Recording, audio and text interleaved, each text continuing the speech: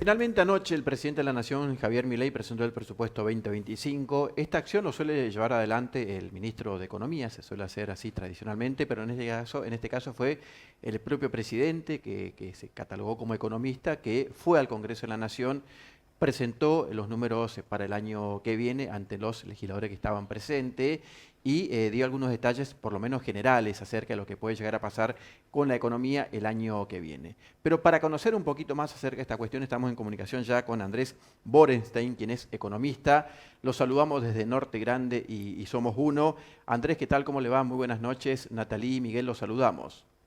Buenas noches, Natalie y Miguel, ¿cómo les va? Un gusto, Andrés. Bueno, ¿qué se puede sacar como conclusión del discurso del presidente anoche dando lineamientos generales acerca del presupuesto 2025?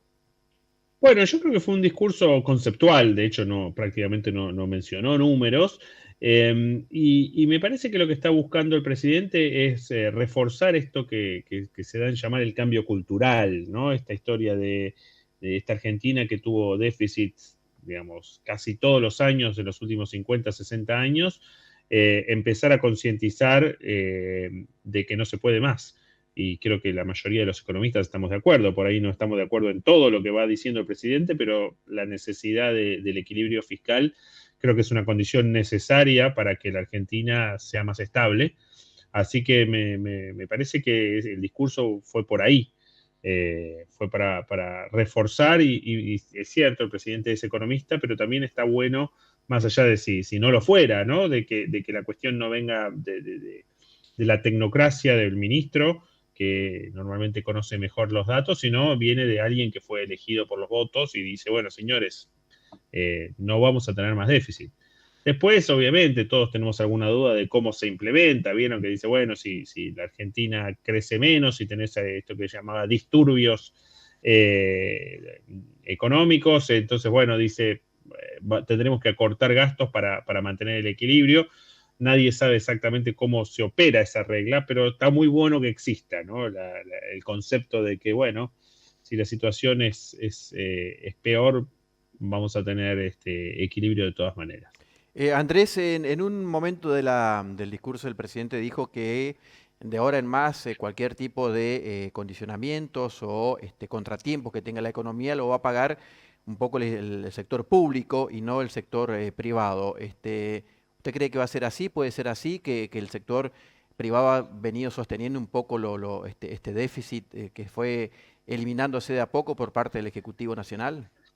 Bueno, es como todo, es medio relativo. Lo que dice Ujú. es el Estado va a cortar gastos, pero claro, los gastos que hace el sector público le afectan al sector privado. O sea, no es que el sector privado. Me parece que lo que quiso decir Milei Sí. es, lo vamos a pagar los de la casta, los vamos a pagar los asesores, los vamos a pagar los legisladores, lo cual en la práctica nunca se sabe, porque como siempre uno a veces se puede indignar por algunos gastos que tenga el sector público, pero en general, cuando dice, bueno, el concejal de tal pueblo cobra mucho dinero, puede ser inmoral que el concejal cobre mucho dinero, pero la inestabilidad no viene por ahí, ¿no? Viene por otro lado. Pero bueno, me parece bien que en esta época y hasta que consigamos la estabilidad sea un poco así. Después uno, me parece que después de años de estabilidad puede pensar en políticas contracíclicas, en hacer fondos para atenuar los efectos cuando, no sé, venga una sequía y tengamos una mala cosecha, o pasen cosas que no estén previstas y que sean dañinas para la economía, cómo contrarrestar esos efectos. Pero me parece que primero tenemos que conseguir esa estabilidad, y me parece que a eso apuntó el discurso del presidente. Andrés también le pidió a los gobernadores un ajuste, a los gobernadores, también a los intendentes, inclusive por allí le solicitó también no aumentar los impuestos provinciales y municipales. En este contexto, ¿usted cree que es posible más ajustes en las provincias? Mira, hay dos planos, me parece. Ujú. Una, el número que tiró de ajuste de 60.000 millones no tiene mucho sentido porque, digamos, es una bestialidad, o sea, es como casi que las provincias pasan a ser un pequeño porcentaje de lo que hoy son. El número ese me parece que ahí no acertó. Respecto de que todos tenemos la percepción de que en muchas provincias, quizás no en todas, hay gastos para cortar, eso también es cierto, y también sabemos que muchas provincias financian mucho gasto con impuestos que son terriblemente malos para la actividad económica. El otro día, no sé si vieron, el Banco Nación está amenazando en hacerle juicio a La Pampa, que subió los ingresos brutos a 15 puntos. Pero, digamos, imagínense que eso no lo paga el Banco Nación, o sea, lo deposita el Banco Nación, pero lo paga la persona que toma crédito en la provincia de La Pampa. Entonces, digamos, al final lo que va a terminar pasando es que aquellos pampeanos que tomen crédito van a terminar tomando un crédito más caro que los chaqueños o los correntinos. Entonces, lo que está apuntando Milei, y yo creo que en eso tiene razón, es que las provincias y los municipios tienen algunos de los impuestos más distorsivos que existen, porque ingresos brutos es un impuesto sumamente distorsivo, y las tasas de seguridad e higiene, que son una de las formas que se financian los municipios, y que por supuesto que está bien que se financien de alguna manera, pero no sé, lo estamos viendo en algunos municipios del conurbano donde ponen tasas que hace que los supermercados en esas localidades suban los precios.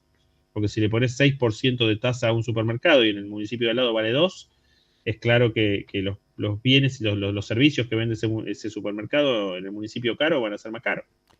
Exactamente. Bueno, Andrés, hay un tema que obviamente que nos preocupa a todos y tiene que ver con la inflación. Se plantea en este presupuesto una inflación, creo que ronda el 15-16% para el año próximo a nivel anual. ¿Es posible esto, llegar a esos números o a ese número? Es 18, si no me equivoco, lo que plantean, Algo así. pero de todas Sí, sí. maneras me parece muy optimista, digamos. En la Ujú. Argentina nunca hay nada imposible, ni a favor ni en contra, digamos, pero si me preguntas a mí, yo creo que la inflación va a ser un poco más alta que eso.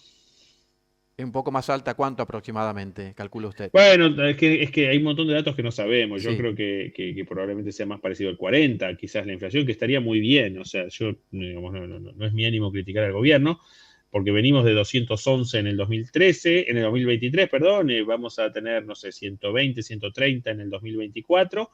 Bueno, si bajamos a 40 en el 2025, yo creo que es un logro importante. Para 18 me parece que a mi modo de ver no están dadas las condiciones, pero bueno, quizás me equivoque, qué sé yo. ¿Y un dólar libra 1.200 pesos aproximadamente, Andrés, es posible? De nuevo, creo que no es lo más probable. Sí. Posible es posible. A mi modo de ver, la salida del cepo debería implicar un dólar un poco más alto, pero bueno, digamos, también hay una consistencia. Si la inflación es 18, el dólar es más bajo. Si la inflación es 40 o 50, el dólar debería ser mucho más alto.